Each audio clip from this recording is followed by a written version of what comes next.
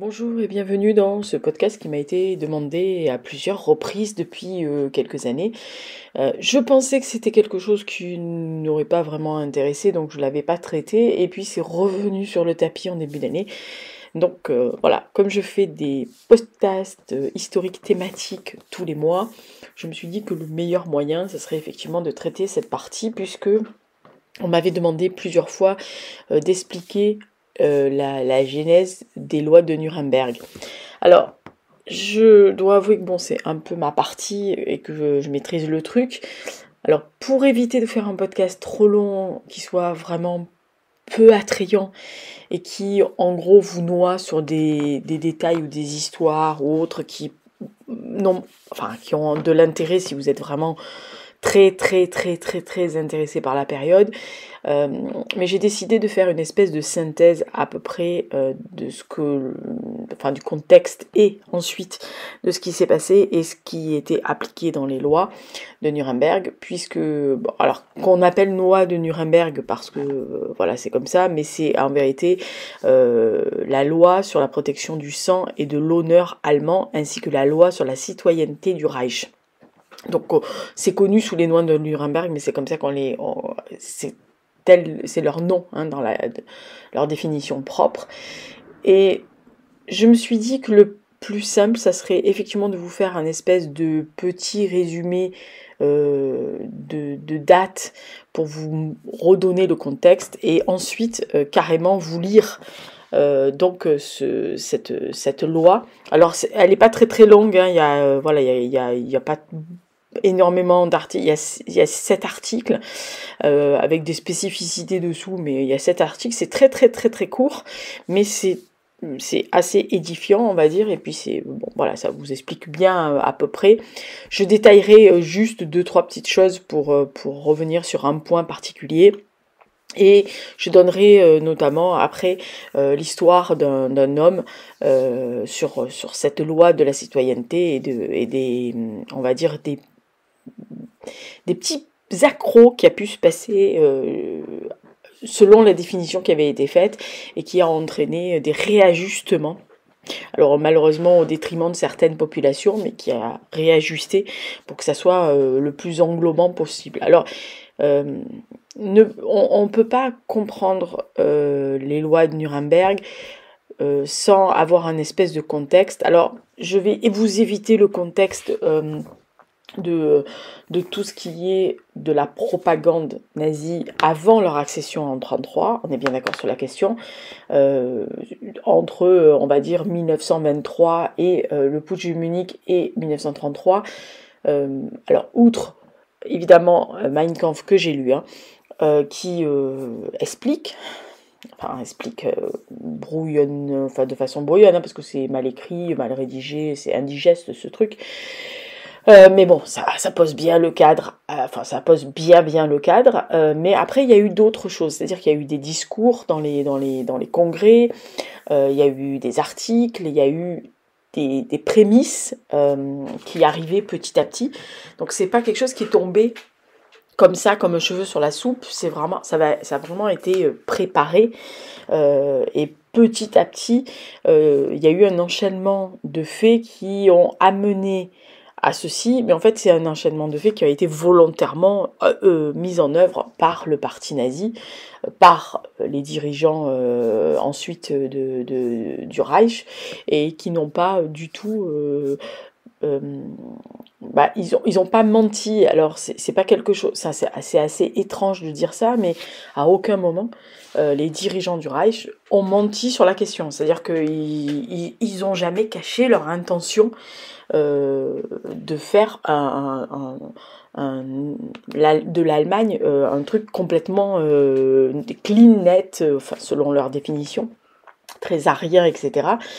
Bon, après, il est vrai que beaucoup de personnes qui étaient non... Alors, selon les types, évidemment, et les stéréotypes que les nazis employaient, quand vous étiez allemand de naissance et sur plusieurs générations, quelles que soient vos origines, quelle que soit votre religion, etc., et surtout, par exemple, les personnes, notamment les juifs qui étaient des anciens combattants allemand, donc il avait combattu pour la Première Guerre mondiale, et d'ailleurs même certains qui avaient combattu en 70, hein, en 1870, sous l'Empire, s'imaginaient absolument pas qu'ils auraient à subir ce genre de choses, parce qu'en fait ils étaient nés allemands, ils avaient combattu pour l'Allemagne, notamment lors de la Première Guerre mondiale. Certains étaient même décorés de la Croix de guerre, enfin de la Croix de fer en l'occurrence. Donc c'était quelque chose qui était inenvisageable, et je pense que si on se met dans le contexte de l'époque et qu'on réagit avec notre contexte maintenant, si on peut imaginer ce genre de loi qui pourrait passer, vous ne pouvez même pas imaginer, vous par exemple, être né en France, avoir des parents qui sont nés en France, peut-être des grands-parents qui sont nés en France, et qu'on vous dise, ouais, mais ton arrière-grand-parent, il n'était pas français, donc tu vas dégager sur le côté, quoi. Voilà.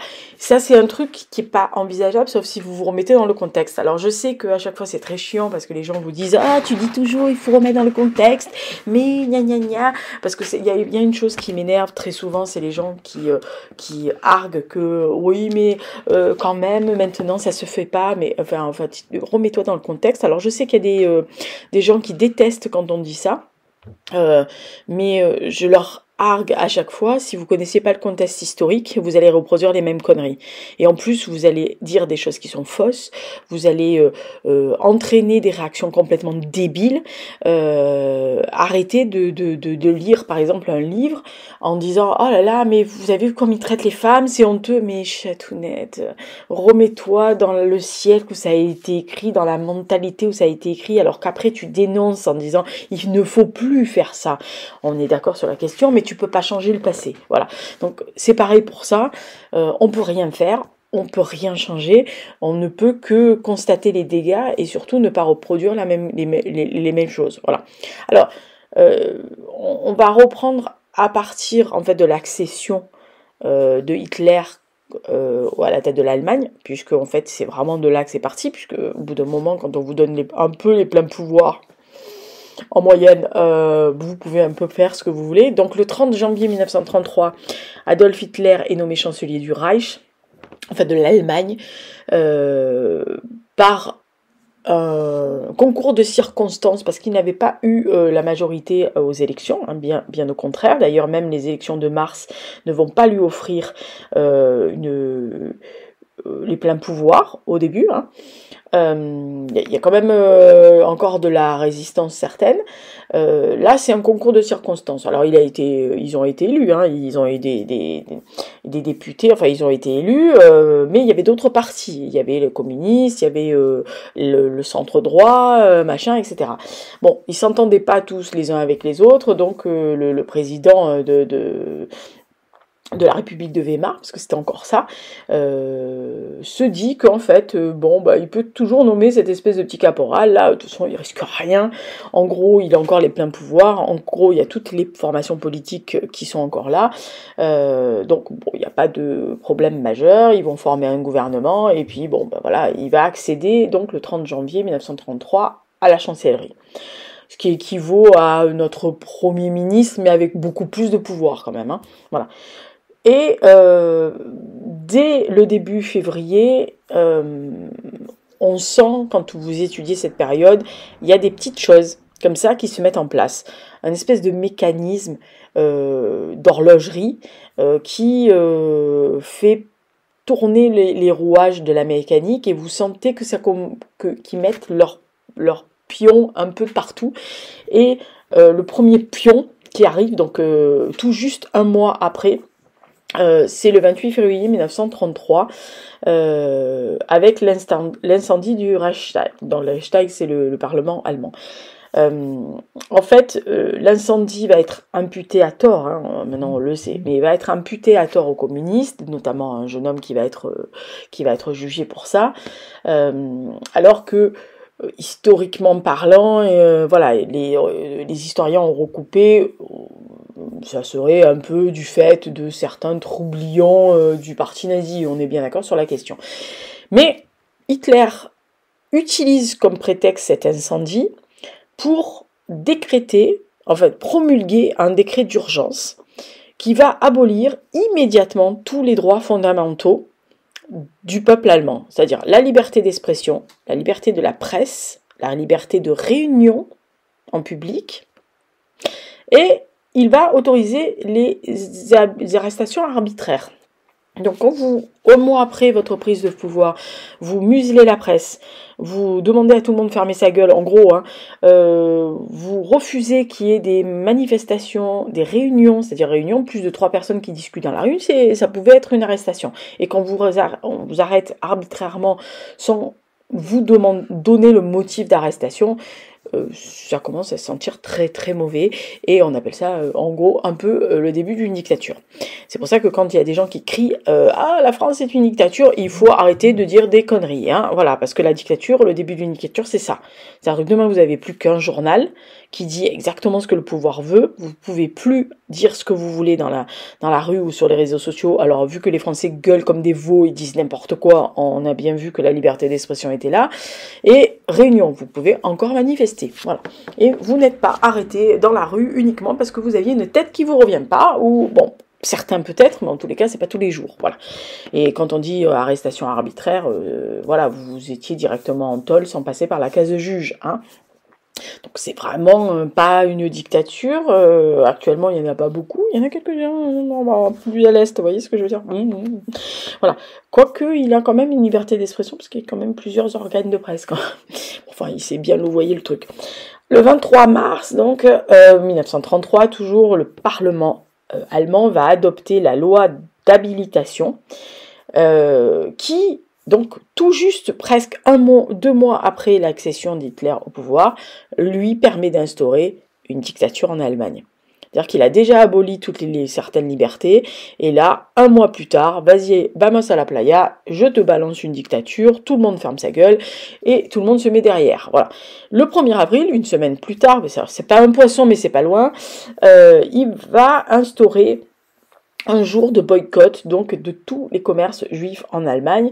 Donc certains sont fermés, manu militari par les SA, certains, on voit des images, hein, vous avez tous vu des images de ces croix, de ces étoiles de David peintes sur les devantures, de ces panneaux qui disaient attention, c'est un commerce juif, ne rentrez pas, sinon vous serez arrêté, vous subirez le même sort, etc. Donc il y a une espèce de montée de violence, alors bien alimentée hein, par nos amis, nos amis, tout est relatif, nos amis les SA, hein, qui étaient vraiment la force armée du pouvoir. Alors Ernst Röhm était quand même encore en odeur de sainteté avec Hitler, plus ou moins, sachant que les SA étaient le gros des troupes. Donc c'était vraiment une armée, à elle toute seule, qui a terrorisé tout le monde dans le milieu du milieu des années 20, parce que c'était le genre à rentrer, par exemple, Thomas Mann qui avait fait une conférence, avait été littéralement interrompu tout le long avec des cris, des hurlements, ils avaient lâché des rats dans les conférences, etc. Donc les SA étaient vraiment une force de répressive, alors c'était des bas du plafond, hein, mais des bas du plafond qui étaient dangereux quand même. Le 7 avril, donc allez, une semaine plus tard, toujours 33, instauration de la loi sur la restauration de la fonction publique.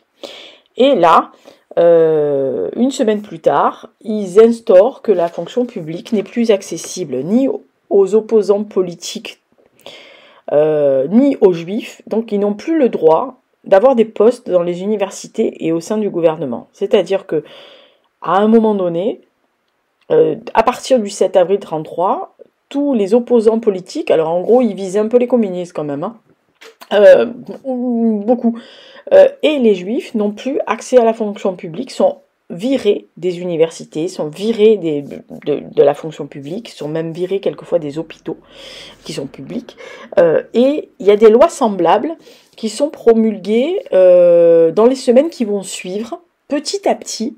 Tous les corps de métier vont y passer. C'est-à-dire que d'abord les avocats, après les juges, après les médecins, après les enseignants, tous ces corps de métier vont être interdits aux juifs.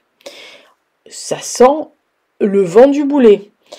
Mais comme je vous disais tout à l'heure, il y a encore des personnes, alors il y a beaucoup de juifs qui vont vouloir partir, donc ils vont aller dans les ambassades demander des visas, notamment aux États-Unis, en Angleterre, etc. Mais ça prend une ampleur absolument considérable, et donc petit à petit, les pays qui donnent des visas vont réduire le nombre de visas, parce que c'est pas possible. Et il y en a, comme je vous le disais, qui ne vont pas partir, parce qu'ils estiment, et honnêtement, pour m'être mis à leur place aussi, même si on vous restreint vos libertés, vous êtes résident et citoyen de ce pays, vous êtes né dans ce pays, vous avez payé vos impôts dans le pays, vous avez combattu pour certains pour ce pays, vous avez des médailles qui le prouvent, vous êtes bien implanté, il y a aucun souci. Donc je peux comprendre qu'il y a beaucoup de gens qui soient restés, parce qu'ils estimaient, en gros, bah, c'est un mauvais moment à passer, bon, bah, en nous interdisant, on va faire autre chose, mais on est allemand,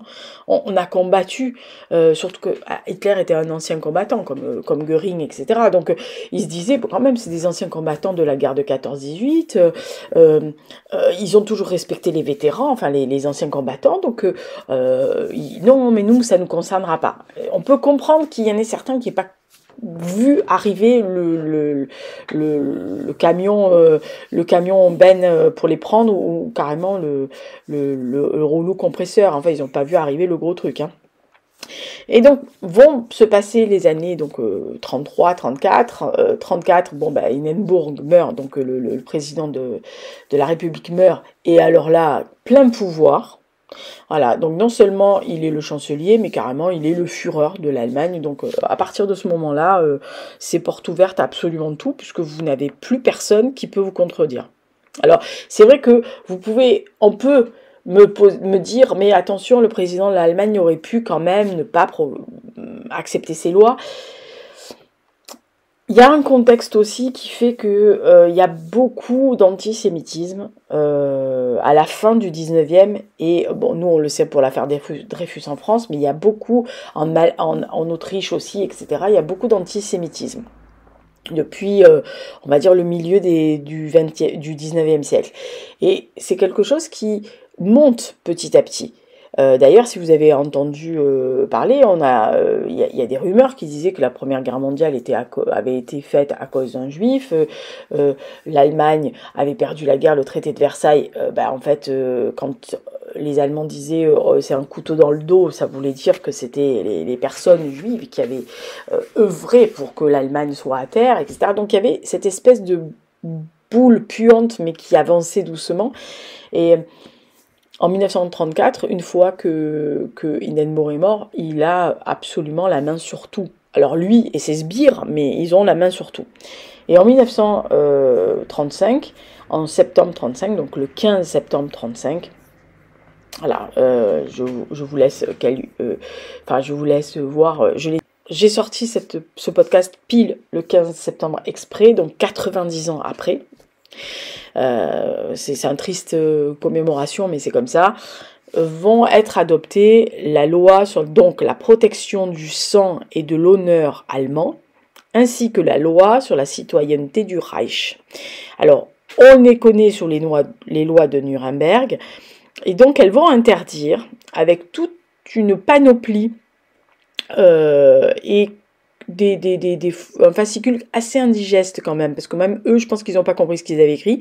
Ils interdisent le mariage et les relations sexuelles entre les Allemands, définis comme Allemands de race, pure race, et les Juifs. Et ils vont établir que seules les personnes de sang allemand ou apparentées, alors en plus, vous allez voir, il y a des sous-trucs, voilà, peuvent avoir la citoyenneté allemande. C'est-à-dire qu'à partir de ce moment-là, tous les gens qui ne sont pas considérés comme allemands, de sang allemand ou apparentés, peuvent perdre leur citoyenneté allemande. Le 26 avril 1938, 3 ans après, alors qu'ils ont commencé bien à écrémer, les nazis vont forcer les juifs à enregistrer leurs biens, donc ceux qui sont restés en Allemagne, leurs biens, et petit à petit, ils vont les pousser ils vont aller vers leur exclusion totale de l'économie allemande. Ils vont réquisitionner des choses, ils vont piquer des choses, mais ça on connaît leur système de défense. Et le 25 juillet 1938, alors que les médecins juifs avaient été jetés, hein, je rappelle, de certaines universités, de la fonction publique et de certains trucs, ils vont carrément interdire aux médecins juifs de traiter des patients ariens. C'est-à-dire jusqu'à présent, c'était encore autorisé, même s'il y a des gens qui étaient particulièrement omnubilés par le parti nazi et tellement endoctrinés que ils avaient déjà viré leur médecin de famille qui était juif. Ça se passait encore relativement correctement. Bon, à partir du 25 juillet 1938, c'est terminé. Ils ne peuvent plus que éventuellement soigner les leurs, si on peut dire les leurs. Le 17 août 1938, donc, et là on passe à une étape supplémentaire. Tout juif dont le nom ne permet pas d'établir clairement ses origines, on met encore une couche dessus sur les lois, sont tenus par la loi de rajouter soit Israël pour les garçons, soit Sarah pour les filles sur toute pièce d'identité ou passeport. Voilà, donc là déjà ça vous pose absolument le personnage. Et le 5 octobre de la même année, 1938, à la demande de la Suisse, les passeports des juifs allemands sont marqués de la lettre J, comme Jude, donc juif en allemand, et les juifs doivent remettre leur ancien passeport, qui ne sera valide qu'une fois qu'on aura apposé la lettre J. Alors allez me demander, voilà. En 1938 toujours. Alors la fameuse nuit de cristal, donc qui se passe entre les 9 et 10 novembre, donc la Kristallnacht, c'est une vague d'attaque qui va organisée par l'État, hein, organisée par le pouvoir en place, avec les SA, les SS et toute la clique, qui va cibler principalement les commerces et les logements qui appartiennent à des juifs, et ainsi que toutes les synagogues en Allemagne et en Autriche. Il y a eu l'Anschluss juste avant. Et donc, ils vont en plus, alors non seulement ils rentrent dans leur commerce, ils cassent tout, ils rentrent dans leur appartement, ils cassent tout, ils récupèrent des trucs, etc. Mais en plus, les juifs vont être contraints à payer des amendes de plus de 1 milliard de marks allemands pour réparer les dégâts causés par les autres. C'est un peu se foutre la gueule du monde. Mais ça marche, parce que personne ne dit rien. Et alors, quand je dis personne ne dit rien, les puissances étrangères, les pays étrangers, ça n'a pas l'air de les traumatiser des masses quand même. Hein. Voilà. Ils râlent sur le principe, mais personne ne bouge. Après tout, on va dire que c'est la souveraineté d'un État. Voilà, donc en gros, vous ne pouvez pas aller imposer à un État qui est souverain dans son propre pays quelque chose que vous n'aimez pas. Enfin, je veux dire, c'est comme ça actuellement, vous n'aimez pas la politique de Trump, mais vous ne pouvez pas aller aux États-Unis en disant « Ah ben non, il ne faut pas faire ça, on va faire une loi, c'est nous les Français qui avons raison. » Ben non, on ne peut pas. Voilà, et comme eux, ils ne peuvent pas ingérer chez nous, dans la théorie. Voilà. Le 28 novembre 1938, alors là, on recommence encore à mettre un cran, non, parce que comme s'ils n'avaient pas compris depuis 1935, il faut remettre une couche. Le ministère de l'Intérieur du Reich, donc la police, restreint la liberté de mouvement des Juifs. C'est-à-dire que jusqu'à présent, ils pouvaient un peu se mouvoir un peu comme ils voulaient dans le Reich. Là, maintenant, non. Alors déjà, tu as un passeport AVJ et puis après, tu peux plus trop bouger de ton quartier. Super. Voilà. Donc, mais vraiment, il y a une montée en grade de ce qui a été réduit. Alors, ceux qui sont partis vraiment à partir de 33-34 et avant les lois de Nuremberg, ont senti le vent du boulet et certains avaient de l'argent, sont partis, mais il y avait des gens qui voulaient pas partir, comme je vous ai dit, mais il y a des gens qui pouvaient pas partir financièrement. Faut-il encore arriver à partir? Faut-il encore trouver des passeurs? Parce qu'à un moment donné, c'est de plus en plus restreint. Partir où? Dans quel pays? Quel pays va vouloir vous accueillir? Et puis si vous avez rien, si vous êtes quelqu'un qui a travaillé toute sa vie, que vous avez juste à la rigueur un toit au-dessus de votre tête, et encore c'est pas le vôtre, vous le payez, vous êtes locataire. C'est très très très compliqué. Voilà, donc c'est petit à petit ça marche comme ça. Alors en novembre, j'ai omis, mais c'est encore une couche supplémentaire, le 15, donc juste avant la restriction de mouvement, le ministère de l'Éducation va expulser tous les enfants juifs des écoles publiques. Bon voilà, comme ça au moins plus d'éducation, on les parque et puis c'est très bien. Voilà. Donc ils ont mis sous cloche tout le monde. Ils ont principalement ciblé les juifs, mais ne vous inquiétez pas, ils ont ciblé, alors là on parle que des lois Nuremberg, mais les lois se sont appliquées aux communistes, aux homosexuels, aux personnes qui étaient atteintes de troubles mentaux. Je rappelle qu'à partir de 1933, que ça soit Dachau qui a été ouvert en mars 1934, que ça soit les lois et toutes les promulgations d'internement, etc. Je rappelle qu'ils ont quand même commencé les expériences sur les gaz et de tuer des gens, etc. sur les communistes, les homosexuels et les attardés mentaux, enfin ce qu'ils appelaient les attardés mentaux, tous les gens handicapés, parce qu'ils ne rentraient pas dans le profil de l'allemand pure race. Alors quand on voit Goebbels avec son pied beau, excusez-moi du peu, on peut quand même beaucoup rigoler. Voilà. Mais bon, bah écoutez, non, les chefs ne sont pas désignés comme ça. Bah, c'est bien. Voilà, il fallait juste qu'ils se regardent dans une glace là. Mais ça choque personne parce que ça touche très peu de personnes. En gros, les gens n'osaient pas bouger. Et puis après, quand vous avez un système répressif en face de vous, un état policier, un état violent, parce que je vous dis, les SA et surtout les SA et les SS ne se sont pas loupés. Même s'il y a eu la ligne et long couteau, mais les SA sont quand même rentrés dans le rang. C'était quand même une force de frappe énorme. C'est complètement difficile de vous opposer à un État qui fait peser sur vous des lois. Alors, outre la peur, outre la menace, mais la loi. C'est-à-dire que nous, on a des lois en France. Voilà, vous avez des lois, par exemple, quand vous prenez un véhicule, vous avez dans l'obligation de mettre votre ceinture, dans l'obligation de ne pas rouler avec des grammes d'alcool ou sous ou sous drogue ou etc. Sinon, vous allez vous passez au tribunal, vous passez à la police, vous êtes arrêté, etc. Donc quand vous avez une loi, c'est assez compliqué de ne pas vous conformer à ça, parce qu'en fait, qu'est-ce que vous avez comme moyen pour contester ça? Surtout dans un État qui, je le rappelle, qui en gros, depuis mars 1933, a instauré une dictature en Allemagne. Donc, c'est un peu compliqué. Alors, évidemment, envahissement de la Pologne, guerre éclair, blablabla. Et donc, le 20 mai 1940, c'est l'ouverture officielle du camp de concentration, et je rappelle concentration, pas extermination, du camp de concentration d'Auschwitz, qui est donc dans la Pologne occupée. Il va être bientôt un camp, ce qu'on appelle un camp mixte, c'est-à-dire d'un côté un camp de concentration et un camp d'extermination, un camp de mise à mort. On recense à environ plus d'1 million de juifs qui y ont été assassinés, c'est-à-dire à Auschwitz.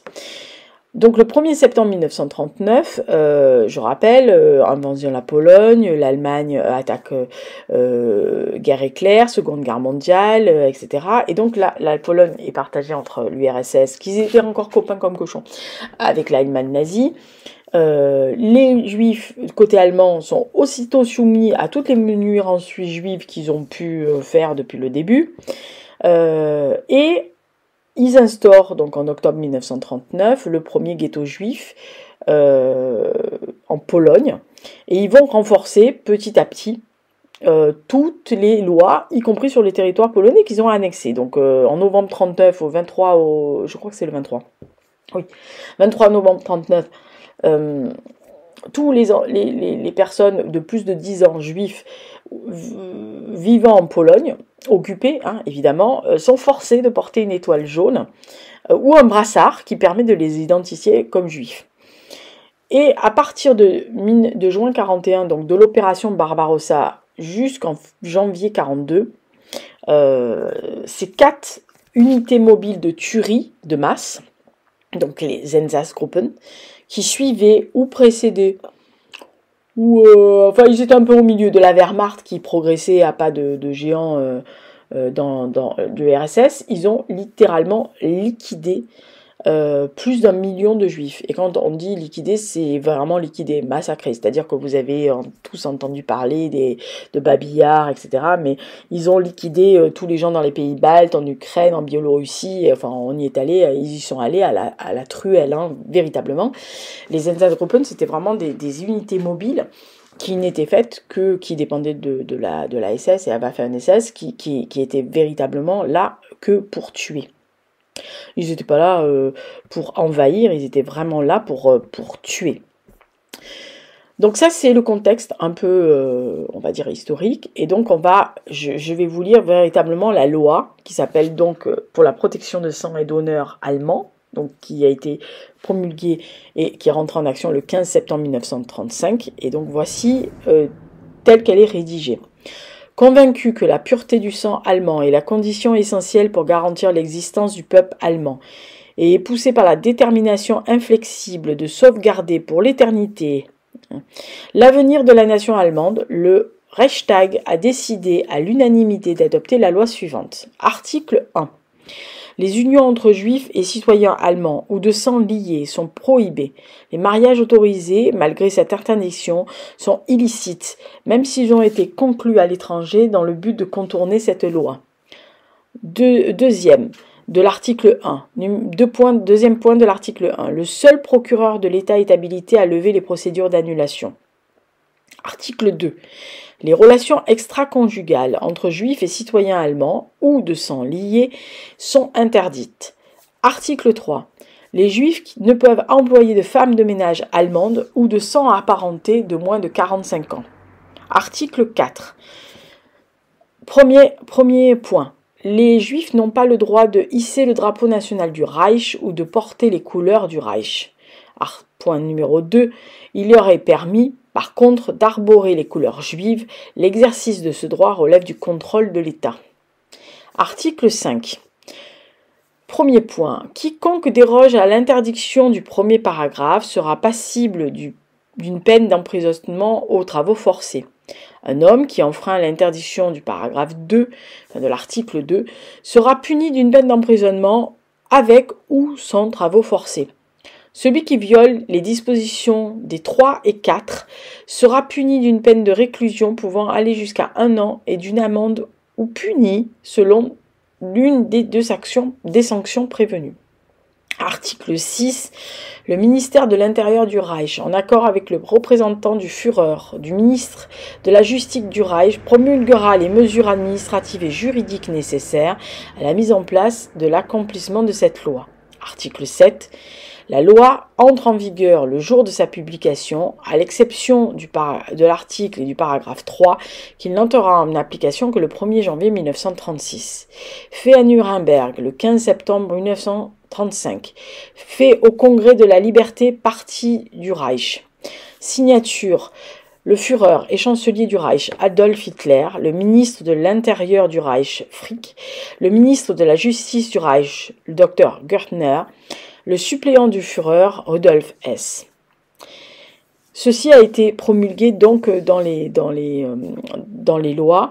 Alors les 3 lois raciales adoptées également par le Reichstag le 15 septembre 1935, donc lors du congrès de Nuremberg, sous l'impulsion d'Hitler, fait état que la première des lois définit la bannière à croix gammée comme drapeau national. Deuxième, dite de la citoyenneté du Reich, définit les citoyens du Reich allemand, de sang allemand et ou apparentés, comme les seuls pouvant jouir de tous leurs droits civiques et politiques. Et la troisième, dite de la protection du sang et de l'honneur allemand, interdit donc le mariage, les relations sexuelles entre juifs et citoyens de sang allemand, interdit évidemment aux juifs d'employer domestiques de nationalité allemande ou d'arborer les couleurs du Reich. Alors, comme je vous disais, entre 1933 et 1935, le régime nazi va multiplier les lois, les décrets qui restreignent de plus en plus les libertés aux juifs allemands.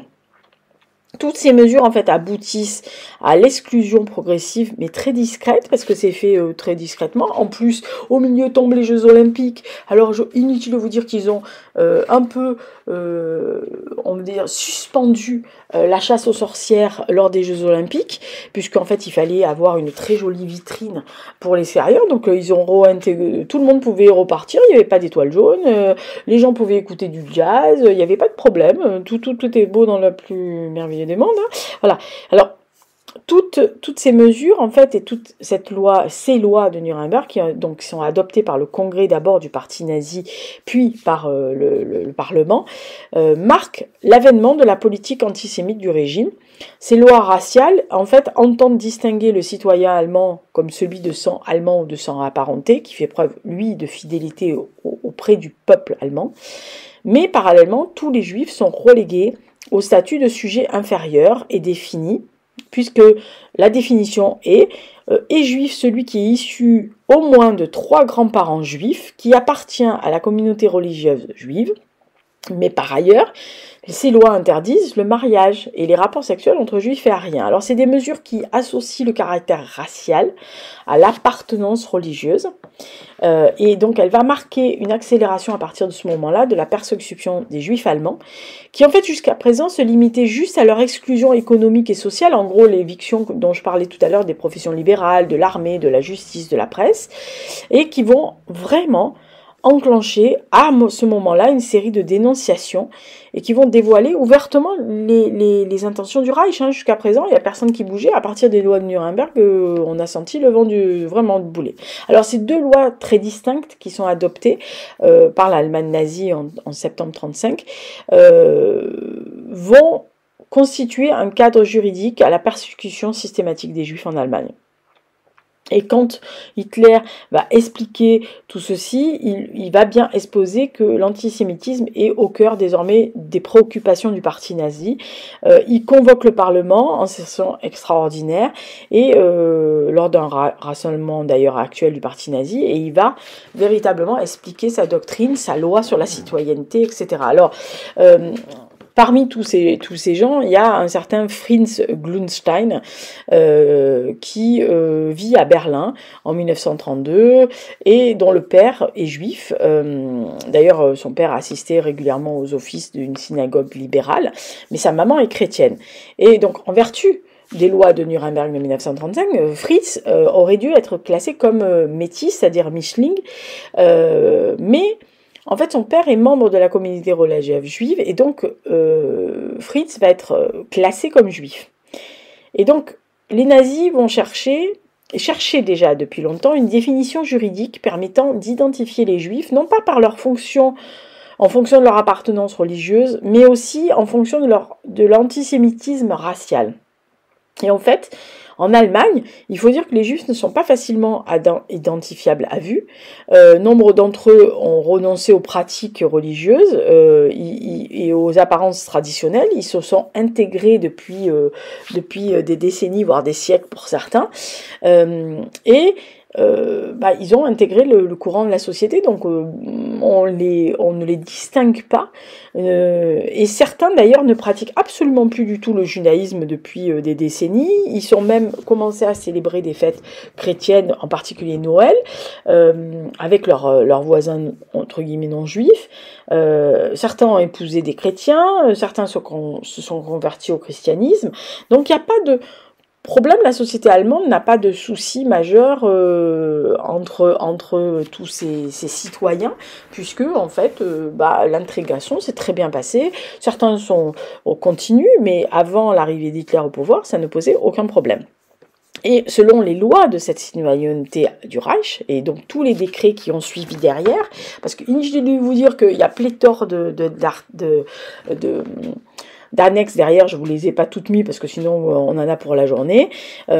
Toutes ces personnes de sang allemand doivent être automatiquement citoyennes. Et il y a un décret, notamment complémentaire, qui va arriver le 14 novembre suivant, qui est d'ailleurs le jour d'entrée plus ou moins en vigueur de la loi, qui définit qui est juif et qui n'y est pas. Voilà. Et en fait, les nazis ont rejeté la vision traditionnelle des juifs en tant que membres d'une communauté religieuse ou culturelle. En fait, ils affirment dès le début, que les juifs sont une race définie par la naissance et le sang. Ce qui va les arranger, nos nazis, parce qu'en fait, ils vont pouvoir baser toute une espèce de doctrine de savoir qui est juif et qui n'est pas juif. Donc, il n'y avait aucune base scientifique valable pour étayer ce genre de choses. Alors eux, honnêtement, inutile de vous dire que les nazis, le truc valable, ils en avaient rien à carrer, ils se sont dit, ouais, nous on a fait le truc, bon voilà, il n'y avait aucune base scientifique pour expliquer ça, mais eux ils ont dit, ouais c'est comme ça et c'est pas autrement. Donc les législateurs nazis se sont tournés vers la généalogie familiale pour définir la race. Pas bêtes les bêtes. Donc les personnes qui avaient au moins 3 grands-parents nés dans la communauté religieuse juive étaient automatiquement juifs par la loi. Les grands-parents nés dans une communauté juive étaient donc considérés comme racialement juifs, et donc leur statut, entre guillemets, racial, était forcément transmis à leurs enfants, leurs petits-enfants, etc. Et donc, en matière et en vertu de cette loi, les juifs d'Allemagne n'étaient pas des citoyens, mais des sujets de l'État. Ça les a dégradés. Vous êtes plus citoyen, vous êtes sujet. C'est une dégradation. Alors, la définition légale du juif en Allemagne a véritablement concerné des dizaines de milliers de personnes qui ne se considéraient absolument pas juives au moment de la loi, puisqu'ils n'avaient aucun lien religieux, aucun lien culturel avec la communauté juive. Par exemple, ça définissait comme juives les personnes qui s'étaient converties au judaïsme, qui s'étaient converties du judaïsme au christianisme. Et elle définit aussi, cette loi, également les personnes juives qui sont nées de parents ou de grands-parents convertis au christianisme. Donc la loi va dépouiller tous ces gens de leur citoyenneté allemande et de les priver des droits fondamentaux de tous citoyens d'un pays. Et alors pour compliquer la définition, parce que sinon c'était pas drôle, hein, ah bah non c'était pas rigolo, sinon ils vont aller jusqu'à dire que des personnes ayant 1 ou 2 grands-parents nés dans la communauté religieuse juive étaient donc des métissés. Alors, en allemand, Mischling, et donc ils bénéficient des mêmes droits que les Allemands raciaux, alors voilà, mais ils ont des droits qui vont être continuellement restreints petit à petit par les lois, les décrets suivants et les annexes des lois, etc. Mais il faisait plusieurs catégories. Alors je vous raconte même pas les mariages, les explications sur les mariages entre les Mischling, les machins, les trucs. Oh, un bordel. Enfin bon bref, si vous lisez ça, vous prenez des maux de tête, une migraine sur 10 jours. Mais bon, même eux, je pense qu'ils n'avaient pas tout compris.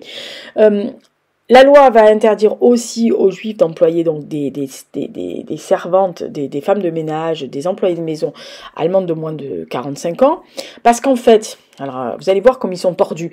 Ils supposaient que les hommes juifs forceraient ces jeunes femmes qui avaient moins de 45 ans à avoir des rapports sexuels avec eux, donc à souiller une race, à se souiller eux-mêmes, c'est-à-dire que si ces hommes qui employaient ces Allemandes, ça souillerait le sang allemand. Donc il y a des milliers de personnes qui ont été condamnées ou qui vont disparaître, qui vont disparaître dans les camps de concentration pour avoir commis des actes de souillure raciale. Il faut quand même la sortir celle-là. Voilà. Donc c'est pas. Alors on rappelle, hein, camp de concentration, camp d'extermination. Bon, remarquez, la finalité est presque la même, sauf qu'il y en a un où vous mourrez beaucoup plus vite que l'autre.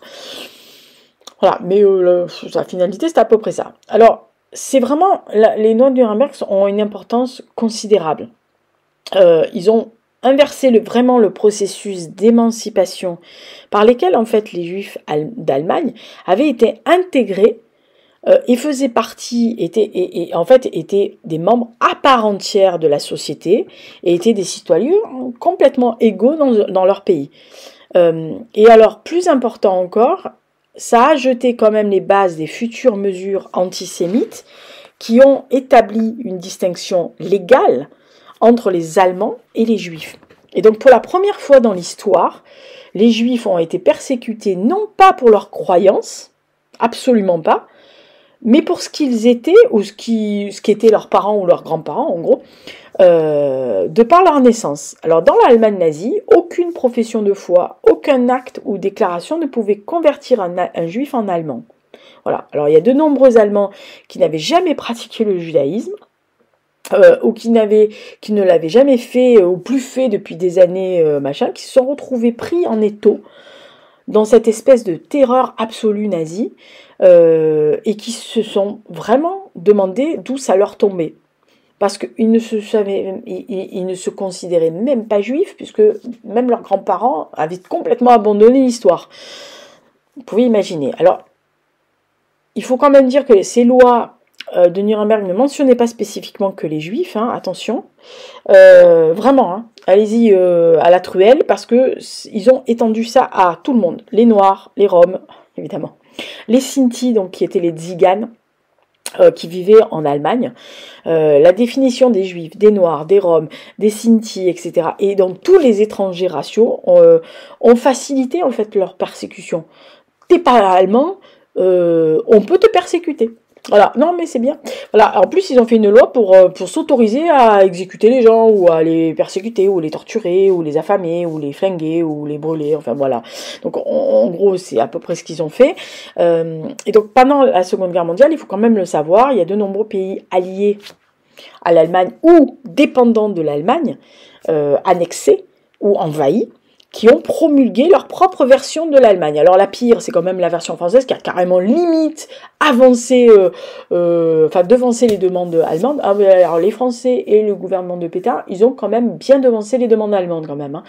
Hein. Par exemple, ils ont fourni des listes de juifs français, alors que les Allemands leur avaient pas demandé. Ah ben nous on a une liste, vous pouvez, tenez, on vous les donne, c'est que tous les juifs français. Non, on vous les a pas demandé, on s'en fout pour l'instant. Non mais regardez, on les a. Voilà, non mais sérieux. Donc parmi les pays qui ont adopté une législation anti-juive similaire, évidemment avec les spécificités du pays, aux lois de Nuremberg, à partir on va dire de 40-41, vous avez l'Italie, la Hongrie, la Roumanie, la Slovaquie, la Bulgarie, la France, évidemment, de Vichy, enfin de Pétain, parce que j'aime pas trop dire la France de Vichy, parce que les pauvres Vichysois, ils y sont pour rien, c'est leur ville, hein, voilà, mais le gouvernement de Pétain et de Laval après, et la Croatie. Voilà, sachant que les juifs italiens vont être protégés en gros par Mussolini pendant un long moment, parce que bon, même s'ils ont promulgué qu'il y a une truc à deux vitesses, il a quand même ralenti l'arrestation des juifs sur son pays. Comme d'ailleurs les Espagnols franco refusaient que les juifs espagnols soient catégorisés. Donc il y a quand même des pays qui ont plus ou moins dégradé le statut de ces gens-là. Donc je parle aussi des Roms, des Tziganes, des Noirs, etc., ou des Métis, mais qui ont plus ou moins protégé leur peuple. Voilà, ce qui n'a pas été fait en France, mais ça, on était au courant. Voilà, donc c'est tout cette, on va dire, gloubi-boulga de décrets, d'annexes, de lois, de sous-annexes, de sous-paragraphes. Si vous avez vraiment la foi et pas mal à la tête et le cerveau pour, allez vous plonger dans les sous-paragraphes, les sous-points qui en gros encadrent tout ce qui est métis, enfin Mischling, tout ce qui est premier quart, deuxième quart, enfin bon, c'est absolument, je pense que même celui qui a rédigé capte pas, mais vraiment c'est une espèce de gloubi-boulga, de racial, mais qui a été la pierre angulaire du système nazi, c'est-à-dire qui leur a donné l'autorisation de persécuter les gens, de les arrêter sommairement, de les déporter, de les tuer après, ce qui va engendrer évidemment le protocole de Wannsee, parce que à un moment donné, bon, c'est bien beau de tous vouloir les arrêter et les parquer, mais bon, qu'est-ce qu'on en fait, quoi? Parce que là, on en trouve de plus en plus. Évidemment, on a annexé la moitié de l'Europe, donc c'est sûr que, voilà. Alors après, il y a des pays nordiques qui vont refuser, on le sait, le roi des Belges va porter lui-même l'étoile de David, même s'il n'est pas juif, juste pour refaire corps avec certains de ses citoyens. Donc il y a eu des petites résistantes, il y en a, les résistances, non, ils ont filé carrément dans les trains, ils se sont dit, allez, vas-y. Voilà. Donc c'est vraiment la base de ce qu'il faut savoir sur les lois de Nuremberg, parce que si vous ne connaissez pas les rouages et ce qui s'est passé et comment ça s'est arrivé, c'est un rouleau compresseur qui est arrivé doucement, avec une grosse vitesse quand même, mais qui est arrivé doucement, mais que tout le monde a vu arriver, mais personne, plus ou moins, enfin très peu de gens, ont cru que ça allait déboucher sur ce qui s'est passé après. Voilà. Parce que c'est bien beau de détester quelqu'un, de le déchoir de sa citoyenneté, c'est autre chose d'envisager de l'exterminer. Il y a quand même un gros espace de réflexion quand c'est ça. Voilà. Donc j'espère que ce podcast vous a plus ou moins plu, que vous avez vous avez peut-être envie d'en savoir plus, etc. Donc n'hésitez pas à mettre dans des commentaires ou d'envoyer des messages, etc. Alors je signale qu'il y aura un Lisa Papote numéro 3 qui va sortir le même jour. Donc sur la chaîne YouTube, où en fait on m'a posé des questions qui ont une relation plus ou moins directe avec ce podcast-là. Donc je mettrai les deux podcasts, les deux choses le même jour pour que vous puissiez soit écouter les lois de Nuremberg en premier et aller écouter Lisa Papote sur le sujet et sur les questions, dont une personne qui m'a posé trois questions sur ça. Soit vous faites l'inverse, vous écoutez Lisa qui s'emballe et après vous allez écouter les lois de Nuremberg. Voilà. Donc j'espère que ça vous a plu. Prochain podcast thématique, très intelligent Lisa. Thématique. En octobre, c'est la guerre de Troie qui m'a été demandée. Donc inutile de vous dire que là, il va falloir que je travaille un peu parce que ça fait très longtemps que j'ai plus ce genre de truc en tête. Alors il existe un PowerPoint ou un PDF que je mettrai sur le Drive. Donc vous pourrez aller dans les thématiques de 2025. Vous aurez un PDF qui vous montrera l'ensemble de ce qui est. Donc vous verrez le tableau. Il y a un tableau qui explique qui est juif, qui est pas juif, qui est Mischling. Alors vous avez le grade 1, le grade 2. Vous allez voir, c'est d'une complexité que même quand vous voyez le tableau, vous avez déjà une migraine qui vous arrive parce que c'est carrément c'est d'un complexe. Ils se sont mis des nœuds au cerveau, mais c'est impressionnant. Mais ils sont arrivés à caler tellement bien que aucune personne n'arrivait à passer entre les mailles du filet. Voilà, donc vous allez voir ce qui a été fait. Donc il y a pas mal de documents que j'ai récupérés. Donc j'espère que ça vous plaira. Et vous avez même le décret de loi originel donc du 15 septembre 1935, la loi rédigée en allemand, etc. Voilà, signé par Adolf Hitler. Donc voilà, ça sera un PDF qui sera accessible sur le Drive. Je vous mettrai le lien en barre d'infos. Merci d'avoir écouté ce podcast, un peu long, mais je vous dis, j'essaye de faire à peu près entre 1h et 1h15 pour que ça soit pas indigeste. Donc d'ici là, portez-vous bien. Merci beaucoup. Au mois prochain pour le truc thématique. Et sinon, écoutez, n'hésitez pas à mettre des pouces, des commentaires, des bisous et ce que vous voulez. Ciao!